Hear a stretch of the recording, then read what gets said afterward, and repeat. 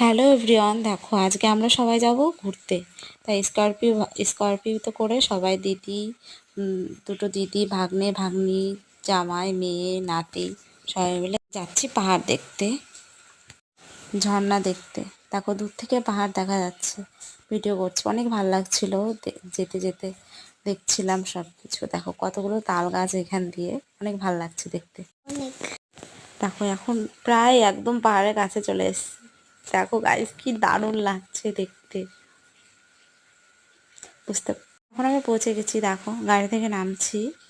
আমার ছেলেটা তো গাড়িতে এসে দুর্বল হয়ে গেছে, ওর শরীরটা অনেকটা খারাপ ছিল সেই দিন। দেখো পুরো জায়গাটা আমি একবার দেখাচ্ছি কেমন লাগছে। দেখো কত সুন্দর। দেখো এটা হচ্ছে গেট মতি ঝর্ণার। এখান থেকে হেঁটে হেঁটে যাচ্ছি আমি, আমার ছেলে হাত ধরে। এখন এখন দেখো যাচ্ছি, উপরের দিকে উঠছি, অনেকটা ঢালু, নিচ থেকে ওপর উঠতে হয়। ইচ্ছে ছিল পাহাড়ে ওঠার, কিন্তু কি করব, ওঠা যাবে। শাড়ি পরে এসছি, উঠতে পারবো না, সাথে বাচ্চা আছে, কি করে উঠবো। দেখো চলে আসলাম ঝর্ণার কাছে, কি দারুণ লাগছে দেখতে। বৃষ্টি হলে অনেক বেশি ঝর্ণার জলটা পড়ে, এখন বেশি পড়ছে না, হালকা।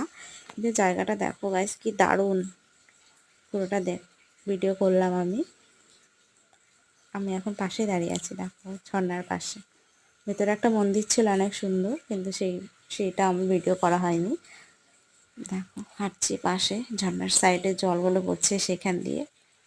ঝর্ণার জলে হাত দিয়ে দেখলাম কি প্রচণ্ড ঠান্ডা জলটা।